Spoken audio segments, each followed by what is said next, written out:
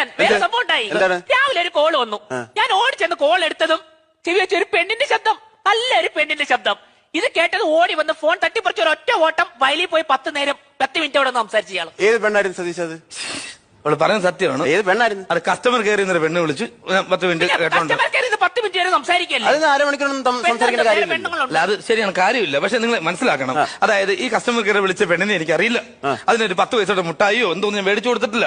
അത് ഞാനോട്ട് യാതൊരു ബന്ധവുമില്ല. പക്ഷെ അതിന്റെ വിളിയും പറച്ചില്ല, ആ മുത്തുമണി വഴി നടക്കുള്ള സംസാരം ഹലോ സാർ, സാറിന് ഏത് പാട്ടാ വേണ്ടേ, സാറിന് ഞങ്ങൾ ഓഫർ ഉണ്ട്, ഇത് കേട്ടോണ്ട് എനിക്ക് മാരാലും കേട്ടോണ്ട് നിന്ന് പോകും. അതേസമയം എന്താ ചെലവിന് കൊടുത്ത് ഒരുത്തി വിളിച്ചോണ്ട് വന്ന് പറയണ കേട്ടിട്ടുണ്ടാ, നിങ്ങൾ എവിടെ നിൽക്കണ്, ഇങ്ങനെയൊക്കെ കേൾക്കുന്നോണ്ട് ഒരു 10 മിനിറ്റ് ഇത് കേൾക്കുമ്പോ കേട്ടോണ്ട് നിന്ന് പോകത്തില്ലേ? അല്ല, സതീശന്റെ ഭാഗത്ത് ശരിയുണ്ട്. സംശയമുണ്ട്, എനിക്ക് ഇയാളെ സംശയമുണ്ട്. എനിക്ക് ഇയാളുടെ കൂടെ ഇനി കൊണ്ട് മുന്നോട്ട് പോകാൻ പറ്റത്തില്ല. 7 മണിക്ക് നേരത്തെ വരുവാണെന്ന് കൂട്ടിക്കോ. 7 മണി മുതൽ 8 മണി വരെ പുള്ളി വാഴത്തോപ്പില്ല.